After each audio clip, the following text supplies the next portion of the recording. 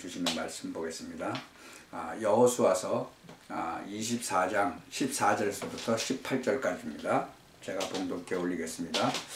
그러므로 이제는 여호와를 경외하며 성실과 진정으로 그를 섬길 것이라.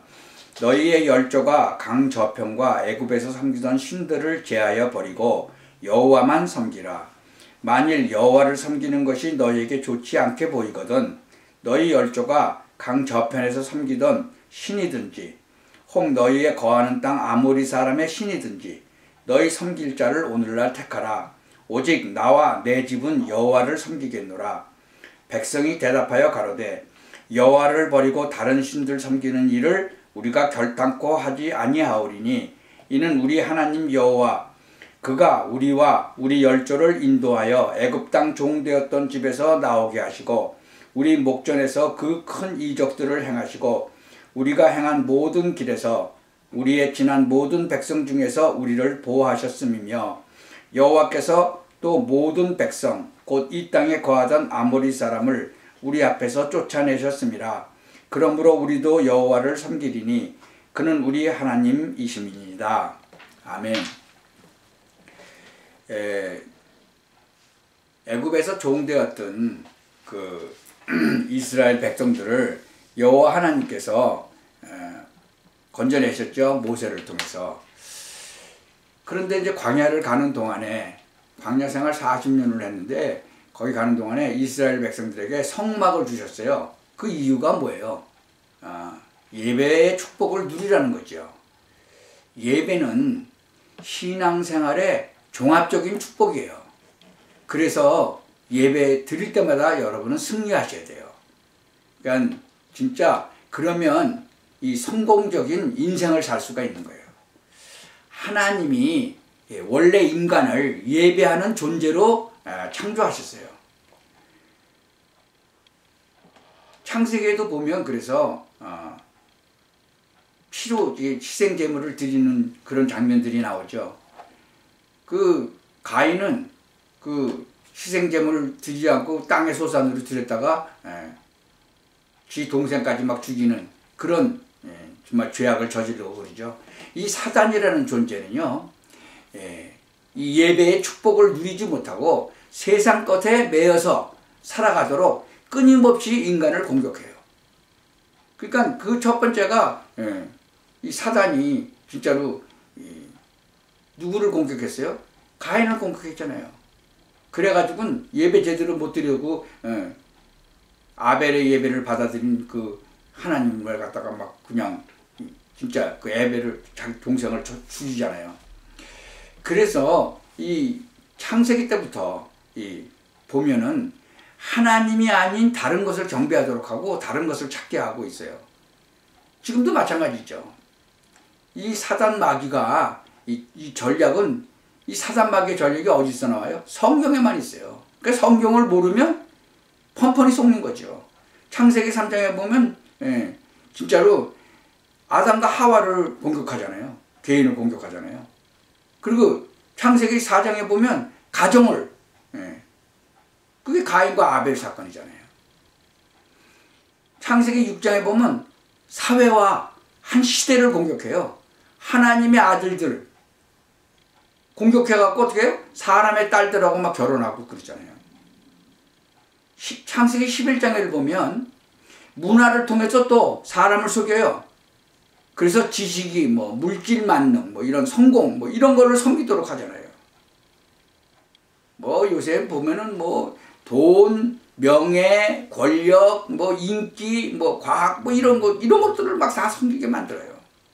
이 영적인 사실을 모르면요, 조용하게 이 흑암 세력은요, 인간을 멸망으로 이끌어가요. 1차 세계대전, 2차 세계대전까지 일어나잖아요. 하나님이 여기서 회복하는 길을 마련하셨는데요. 그 길 이름이 뭐예요? 그리스도예요. 그리스도. 우리 가정은 어떤가? 우리 가문은 어떤가? 한번 생각을 해보시기 바랍니다. 이 영적인 진단을 잘 하셔야 돼. 우리 가정, 우리 가문은 영적인 비밀을 알고 있는가? 이 영적인 비밀을 누리고 있는가? 이 시대가 발전할수록 말이에요. 사단의 공격도 발전하고 있어요. 그러나 이 흑암 세력을 이기는 무기는 딱 하나밖에 없어요. 그리스도다. 우리가 이 필라델피아에 있다가 이제 이쪽 노스캐롤라이나에 이사를 왔는데, 거기 이제 우리 교회를 다니던 사람도 있고 뭐 우리하고 친하게 지내던 이제 다른 교회를 다니는 사람들도 있었어요. 그 사람들이 전화를 하고 막 한탄을 하는 거예요. 아, 목사님 부부가 여기 있었으면 더 좋았을 건데, 지금 자기 자녀가 막 문제가 생겼다고, 뭐 마약한다고, 뭐 학교 다니다가 학교도 안 다니고 지금 집으로 왔다고, 뭐 여러 가지 얘기를 해요. 이 사단이 그냥 공격을 하는 거죠. 그러니까 막 자녀들을 막 붙잡고 늘어지는 거예요. 이 복음의 전달을 안 하면 이렇게 되는 거예요. 이 복음의 시조는요, 어느 가문이든지 복음이 시작되는 시조가 있어요. 그 사람들은 많이 힘들죠. 막 공격을 하고 있는데 그걸 모르고 있었으니까. 아브라함을 통해서 이 축복이 이삭, 야곱, 요셉, 이 전도자의 가문으로 전달되기 시작하는 거죠. 하나님은요, 이 축복의 복음이 여러분과 여러분의 가문, 여러분의 후대에 전달되기를 원하시는 거예요. 그래서 여러분들을 택하신 거죠. 오직 한 길, 그 길 이름이 바로 그리스도예요. 요한복음 14장 6절에 예수님께서 뭐라고 하셨어요? 나는 길이요 진리요 생명이니 나로 말미암지 않고는 아버지께로 올 자가 없다고 그러셨어요. 하나님이 인간의 몸을 입고 오신 분이 예수님 아니에요? 예수 그리스도. 그분이 오셔서 그리스도의 일을 하려고 오셨잖아요. 그분이 직접 말씀하신 거예요.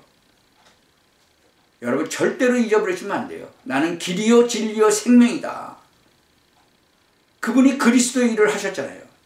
이 그리스도의 뜻이 뭡니까? 기름 부음을 받은 자라는 뜻이에요. 참 선지자요, 참 제사장이요, 참 왕을 세울 때. 근데 그분이 참 제사장이고 선지자고 왕이라는 거죠. 하나님 만나는 길 대신 참 선지자요, 죄 문제 해결받게 길을 대신 참 제사장이요, 사단의 세력을 이기는 참 왕의 왕이다. 그러면 누가 그리스도입니까? 이 땅에 뭐 자기가 뭐 예수님이라고 그리스도라고 주장하는 그런 좀 망상을 가진 사람들도 많이 있죠. 여자의 후손으로 오신 분, 처녀의 몸에서 태어날 아기, 예언되신 대로 오신 그분, 예수. 바로 그분만이 그리스도인 거예요. 예수라는 이름을 가진 사람은 지금도 많이 있어요. 근데 그리스도는 한 분이신 거예요. 그래서 예수 그리스도. 그리스도는 그분이 하신 직분, 왕, 제사장, 선지자 일을 하신 분, 그걸 그리스도라고 그래요. 예수는 이름이고요. 그래서 예수 그리스도라고 그러잖아요. 많은, 이제 요새는 뭐 좀 잘 없지만 옛날에는 밖에 나가서 전도하는 사람들이 많았어요. 근데 뭐라고 전도해요? 우리 교회 오세요. 교회 데리고 가는 거는요, 예배당 데리고 가는 건 전도가 아니에요. 전도에 뭐요? 예수가 그리스도라는 것을 가서 전파하는 거예요. 그래서 예수 그리스도를 믿고 진짜로 구원받고 하나님의 자녀된 사람들이 와서 예배 드리는 것이 바로 예배당인 거죠. 우리 교회 오세요. 그렇게 하는 건 전도가 아니에요. 여러분, 예수가 그리스도라는 것을, 오직 이 일밖에 없다는 것을 현장에 가서 사람들한테 얘기하는 거예요. 물론 여러분 자녀들에게, 여러분 가족에게 얘기해야 되겠죠. 왜? 구원시켜야 되니까. 예수 그리스도는요, 온 인류의 구원자로 오신 거예요, 이 땅에. 구약 성경에 계속 예언되었던 것처럼 그분이 직접 오신 거예요. 2024년 전에. 그래서 이 그리스도가 오늘 나의 인생의 주인이 되셔야 됩니다. 손님으로 오시면 안 돼요. 그분이 나의 주인으로 오셔야 돼요. 예수 그리스도를 나의 주인으로 모셔드려야 돼요. 그럴 때 성령 하나님께서 내 안에 주인으로 오시는 거죠. 이 고백이 되어질 때 흑암 세력이 꺾어지는 거예요. 다른 길은 없는 거예요. 그리스도의 유일성, 그리스도의 길을 갈 때 주의 천사가 동원되고요. 우리 기도가 응답되는 거죠. 이런 믿음의 유산을 남기셔야 돼요. 여러분 이 세상에 올 때 돈, 금덩어리 쥐고 나온 분 있어요? 없어요. 다 빈손으로 왔어요. 그러면 우리가 빈손으로 가는데 어느 진짜 아시아 전부를 거의 제패했던 그 왕이 갈 때 자기는 관에다가 이 팔이 나갈 수 있도록 구멍을 뚫으라고 그랬대요. 왜 그러냐 그랬더니 아무것도 못 가지고 간다는 거. 빈손을 보여주려고. 이 사람이 뭐를 알았죠. 우리가 이런 영적인 배경, 이런 영적인 축복, 그거를 후대에게 남겨야 돼요. 우리 빈손으로 와서 빈손으로 가잖아요. 그러나 우리가 갈 때는 천국 아니면 지옥으로 정해져 있어요. 성경에 이미 얘기됐어요. 그러니까 늘 내 삶의 현장에서 이 구원받은 이 축복을 누리고 있으면 전달이 되게 돼 있는 거죠. 그래서 믿음의 유산을 남기시길 바랍니다. 지금 오늘 본문 읽은 거 여호수아의 결단, 여호수아서 24장 14절부터 18절까지 읽었죠. 여호수아는요, 모세가 어떤 상황 속에서도 이 하나님의 말씀을 붙잡고 따라가는 것을 보한 거예요. 모세가 떠난 후에 하나님이 또 약속하셨죠. 너의 평생에 너를 능히 당할 자가 없으리니 내가 모세와 함께 있던 것 같이 너와 함께 있을 것임이라. 여호수아 1장 5절에 여호수아가요 그 언약의 말씀을 붙잡고 가나안을 정복하는 거예요. 우리도 이 세상을 정복해야 되는 거죠. 우리 삶 속에서, 우리 개인적인 삶 속에서. 여호수아가 이스라엘 백성들에게 마지막 메시지를 하면서 결단하기를 너희들이 섬기던 모든 신들을 다 치워버리고 여호와만 섬기라. 오직 나와 내 집은 여호와만 섬기겠다. 이 영적 사실을 아는 한 사람이 필요한 거예요. 그래야 바로 그 가정이 살고 그 가문이 살아나는 거죠. 여러분은요, 이 언약을 가지고 가문을 살릴 선교사고 남은 자요, 이것을 전달할 자라는 거죠.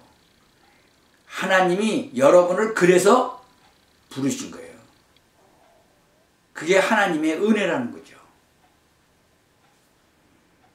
여호와께서 이르시되 내가 세운 나의 언약이 이러하니 곧 내 위에 있는 나의 영과 내 입에 둔 나의 말이 이제부터 영원하도록 내 입에서와 내 후손의 입에서와 내 후손의 후손의 입에서 떠나지 아니하리라 하시니라. 여호와의 말씀이니라.